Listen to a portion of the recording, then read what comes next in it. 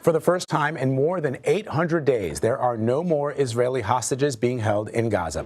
As we first reported yesterday, Israel has recovered the remains of the final hostage, his name, Ran Gvili. With his return, phase 2 of the Gaza ceasefire deal can begin. Now, this news comes as the world is acknowledging International Holocaust Remembrance Day today, which of course commemorates the 1945 liberation of Auschwitz and honors the 6 million Jews who were killed by the Nazi regime. I want to bring in Noa Tishby. She is a 2-time New York Times bestselling author and Israel's former special envoy for combating anti-Semitism. Noa, good to see you. Although it's always tough on a day like today where on one hand we are, I guess, applauding the fact that Ran has finally come home to his family. And then we're remembering the Shoah, but in remembering it, we remember the 6 million lives plus that were lost during that terrible act in history. Yeah, this is quite extraordinary how it kind of all converged on the same day. I want to talk about Ran Gvili for a second. Sure. His family has been saying for a very long time that he was the first one in and he's going to be the last one out. His mom said that this is who his personality is. Ran was wounded, injured prior. He had a shoulder injury. He was not supposed to come in and fight at all. But when October 7th happened and Hamas invaded Israel, he jumped in. He went, put on his uniform and jumped in to help his platoon and killed a lot of terrorists on his way and saved a lot of lives at the Nova Festival. And his mom said he is such... His personality is that, she said this ironically, you'll see he's going to be the last one out. And he actually ended up being the last one out. And the fact that he was taken out, recovered right on the precipice of International Holocaust Remembrance Day is absolutely shocking for everybody and quite moving, to be honest. And thank God. This is one of those days. It's been 12 years since we've had hostages in Gaza. Hamas knows what the Israelis are like, and Hamas knows what the Jewish people are about, and he knows that taking humans from us, we're not going to stop until we recover. And we said this the entire time. We said until the last one is out. And we did it. The last one is out. So let's talk about what it means geopolitically. I mean, now the president, along with the Prime Minister Benjamin Netanyahu, when they put this ceasefire into effect, there was phase 1, and it was contingent on moving to phase 2, that every hostage, living and dead, come back to Israel. That's happened now. So what do you foresee for phase 2? Well, first of all, again, nobody believed that every single one of them is going to be taken out. And this is a testament to President Trump and Benjamin Netanyahu. No matter what you think about them politically, they actually got this done. Here's what I'm concerned about in phase 2.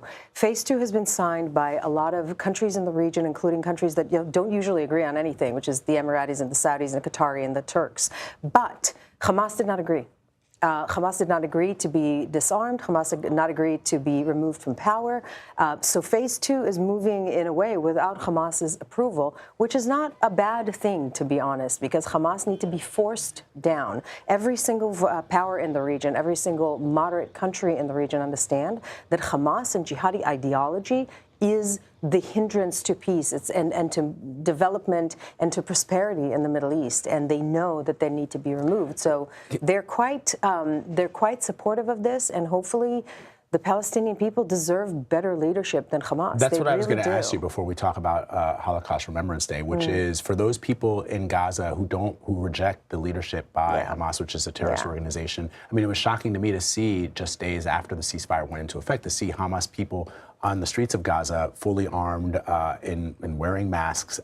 For the people in Gaza who don't want that leadership, who reject, what are they to do? They don't have anything to be able to go against these people that not only receive funding from outside sources, but also have weapons that they don't have. Yeah, it's heartbreaking. It really is. It's very difficult for liberals in America to understand what it's like to fight against jihadi, religious, Islamist fundamentalists, because if you fight against people that have not just nothing to lose, but that they believe that if they die or kill you, they go to heaven, this is to them the actual desired outcome, it's very difficult to go against it. And I don't blame the people of Gaza for not rebelling against them much more, but we know this from investigations that the Israelis have done, that they're not supporting, Hamas is not supported by the Palestinian people within Gaza. They understand what Hamas did on October 7th, when what they did in the region, the destabilization of the entire region was the effect of their actions and their effective desire, their desire to basically take Israel down, destroy Israel. No, one last question before we go. What do you want people to take away from reflecting on the Shoah, the Holocaust,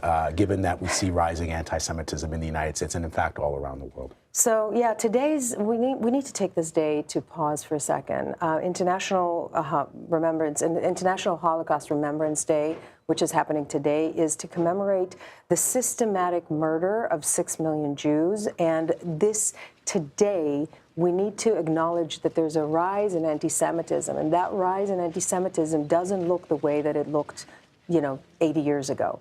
Anti-Semitism is not simple to understand. Anti-Semitism is not racism. Anti-Semitism sometimes is often conflated with Islamophobia. Anti-Semitism is not simple racism or hate. Anti-Semitism is a shape-shifting conspiracy theory which attributes to the Jews disproportionate power and control.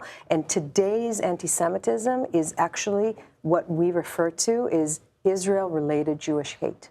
Israel-related anti-Semitism is the cause of the rise in anti-Semitism that we see today, and we need to acknowledge it, call it what it is in order to fight it, so we make sure that never again actually means never again. Noa Tishby, always good to have your perspective. Thank you.